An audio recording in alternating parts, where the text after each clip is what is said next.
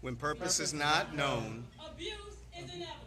abuse is inevitable. When purpose is not known, When purpose is not known, abuse abuse is inevitable. is inevitable. No, you're not kids, but repetition works for all ages. Make sure that if you hear nothing else that I've said, that you know when purpose is not known, abuse is inevitable.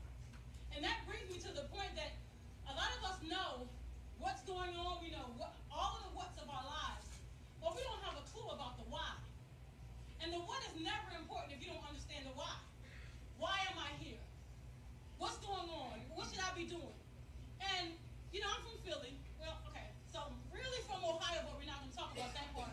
So I came here from Philadelphia. Philly is the city of brotherly love. You know, at least they tell us that.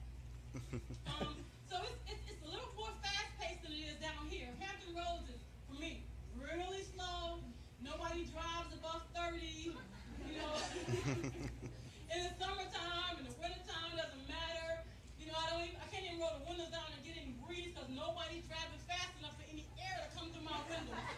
So yeah, I'm pretty frustrated with that when I'm driving. But Philly is fast-paced. Hampton Roads is a little slower. So when you talk to people, and this is a room full of women, when I say, so, what do you want to be? What do you know? Because I'm really purpose-oriented, so I talk about it all the time. It's a regular part of my conversation. And you hear women say, you know what? I just wanted to be the best mom I could be. You know, for my kids, and or I just want to be the best wife I could be. This is a military town, so a lot of times your spouse is, somewhere else. And so when your spouse comes home, you just want to be the best wife you could be. And we have a newlywed in the building, Angie. Come on, clap it up for Angie. Yeah. So we just want to be the best mom and the best wife. Now, I'd have to say that sounds admirable. When we talk peer-to-peer, you said, oh my God, I just want to be the best mother I could be. I want to raise kids that are going to be, wonderful kids that are going to grow up and be, great part of society and all of those things. I just want to be the best wife. That is wonderful. And in this day and age when morality seems to be, a problem, it's celebratory. But however, that only works on a peer-to-peer level. So if we're going to live our lives horizontally, that's great. Let's clap it up. We got great mothers and, great wives, great aunties and all those things. When you start talking about vertical, it doesn't mean as much.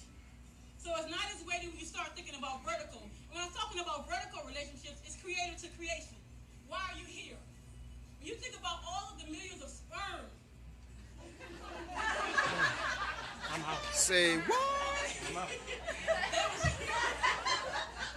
You have my attention. Take it back to G. They were traveling. They could have tapped into that egg to create you. There had to be something dynamic about you. I mean, anybody could have been here, but for some reason, you're here. Even when you think about all the people that are no longer here, for some reason, you're still here. So the fact that you're still here means that there's still purpose and there's still something you should be doing. Now, many of us, in different areas of my own life, as much as I love purpose, many of us have rested on the laws of potential too long. Potential is wonderful when you're 15. When you're a young person, oh, she has so much potential. Oh my God, that's so great.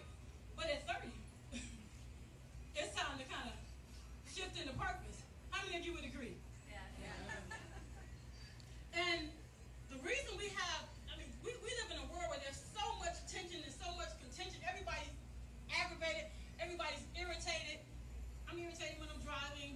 That's because I have somewhere to be, so that's all relative to purpose. But no, we're so irritated because when you have people that are traveling through life and they don't know exactly why they're here, they might not understand it, but that's why you're frustrated. Because we were created with greatness, trapped into our DNA. Yeah. It's hardwired into who we are. Yeah. So if we really believe that we were created in somebody of greatness' image, in God's image, we believe that. That means that his DNA is running through our veins. How many of you believe that? Yeah. All right. So if you really believe that, that means that there's something great in you. So the most important thing in life is to find out why you are here. Yeah. Because when purpose is not known, what happens? Abuse is inevitable.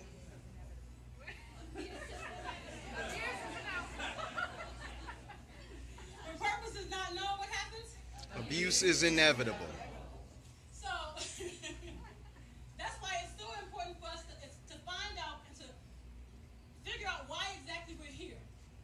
If you're still kind of wondering why you're here, I don't care if you're 50, 60, 15, 30, whatever. What's that thing that you were dreaming about when you were young? What's that thing that you really had passion about? Whether it was passionately, positively, or something that even affected you in a negative stance. What is that thing that you saw yourself doing that didn't look like something you could do?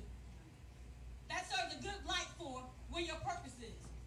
And so as responsible people, we need to try to figure out why we're here so that we can make sure we leave an impact in the earth.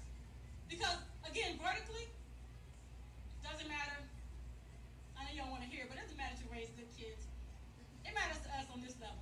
But what matters most to your creator is that you operated in purpose and that you made something of yourself so that the next generation could benefit from it. Somebody, somewhere, is waiting for you to show up.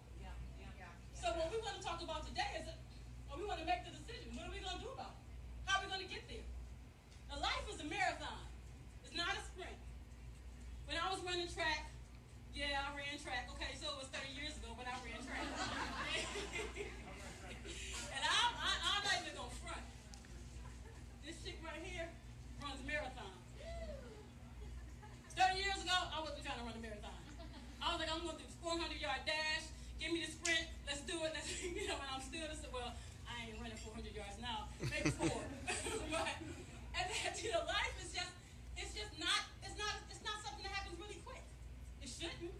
So when you start talking about walking in purpose, you can't expect to wake up tomorrow after being in this seminar, this season of seminars, whatever it is today, and then wake up tomorrow and just be all about it. No. Life is a marathon, so it happens in spurts. There's a pause for everything in life. You open up a book, you got chapters. Why? Because we all need pauses in our lives. We have to stop and think about things. So when we talk about future and destiny, purpose, and potential, those things are down the line, right? Because they come in seasons. They come in spurts. Now, if I was to say that your future, that your destiny is a part of your future, how many of you would agree with that? This is, and let me just let you know, just want to put this announcement out. This right here, it's a microphone. So, it's not a gun or anything. I'm not holding anybody's hostage. So, I don't want you to freeze when I ask you a question. I want you to feel liberated, and I want you to give me some response. Yeah. Amen. There we go. Well, to say that your destiny is a part of the future, it's a fact. Because a fact is something that you simply acknowledge. But it's not really the truth. Truth is something that's discovered. And so, hopefully by the time you leave, at least this next 15 minutes or so, you'll understand that your future, your destiny, is actually trapped inside of you. Everything that was created is created with everything it needs inside of them. So if I had an acorn in my hand, some of you would look at it. One more? Bless you. Some of you would look at it, and you might say, oh, she has an acorn, she has a nut in her hand. Others might look at it and say she has a tree in her hand. Somebody else might look at it and say she has a whole forest going on. And that's what purpose is. So everything that you need is inside of you. You take an apple and slice it open, you're going to find seeds.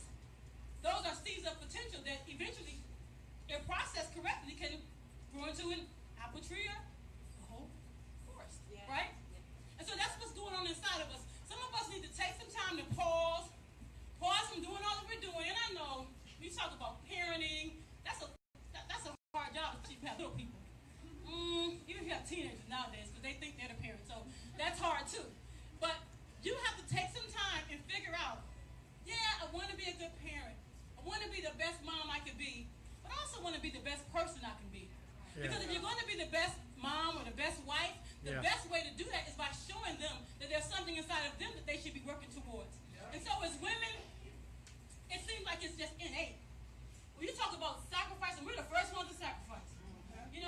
I don't want to do that. He does. So you just go, well, I really don't want to do that. I don't know if you know my husband. This is that guy right there. This one. My husband Don't do it. Don't do it. Of himself in the name of Cherese. Not this year, but last year, I had a birthday party. And my birthday party was at PF Chang's. And so we were going, you're laughing and talking with your friends. We were going over the menu, and so I'm like, okay, I'm the worst with a restaurant. If you want to have a really quick lunch, take me somewhere I know what's on the menu, because I'm the worst. I'm like looking through everything. Oh, no, I'm going to get that. Excuse me, I think I want to change that. Like, that's me. I'm horrible. So everybody's like, well, Cherese, this is your favorite restaurant. You don't know what you want? No, because it's not my favorite restaurant. His.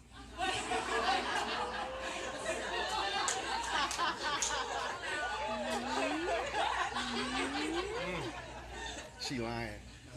She lying. He's a man of purpose. However he has to get it done, let his will be done. No, he's a good guy. But that story is true. We were at PF Chang's because he wanted to be there. So, but so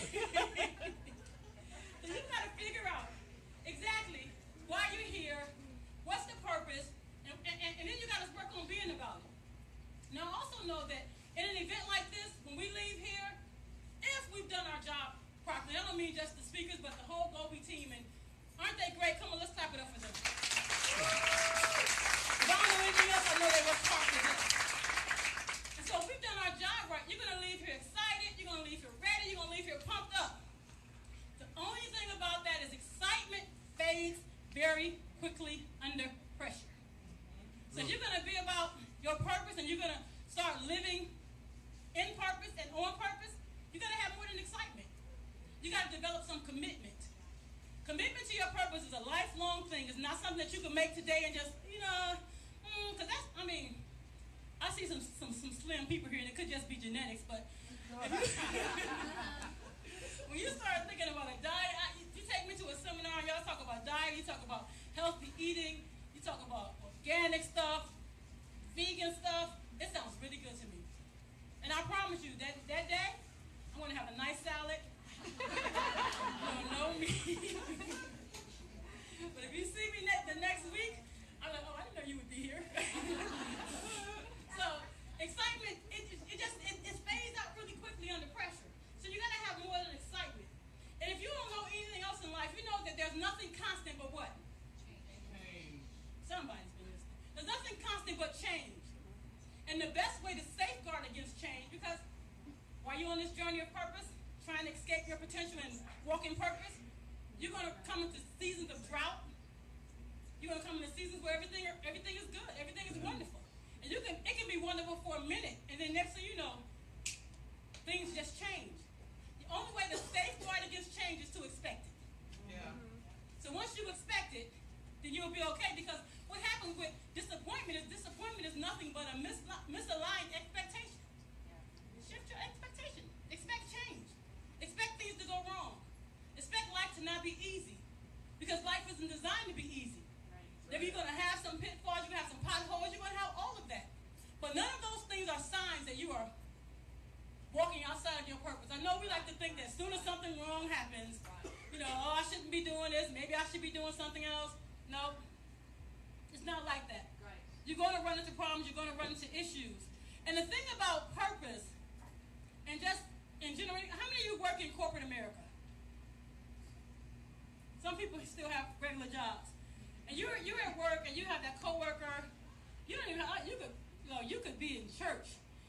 People gonna get on your nerves. Only if you're honest. If you're not honest, I get it. Praise the Lord, hallelujah. But if you're honest, working with people, there are different personalities, there are different situations. You might have a boss that just drives you up a tree. And sometimes we go through things in other places and we feel like this is just crazy. It's just trouble. It's a trap. They're trying to set me up. And the things that we call traps, you're looking at something negatively, like it's just there to just throw you off your game. And your purpose is inside of you screaming, idiot. It's training. Yeah. It's not a trap. Yeah. Because where I need you to go, you got to work through this thing. Because your purpose involves a mature individual. Yeah. And in certain areas of all of our lives, I don't care how old or how young we are, there are levels of immaturity. Yeah. Again, only if you're honest. And if you are honest enough to say that, then there's another level of immaturity. No, really, but there are levels of immaturity in all of us. And so There are things that are working. God has so many different things working for us to get us to that desired expectation that when we're looking at it as trouble, as a challenge, look at it and say, you know what? This might look like pressure, but it's just training. So I got somewhere to go. I got some things I need to be doing. That's good. And in going through things,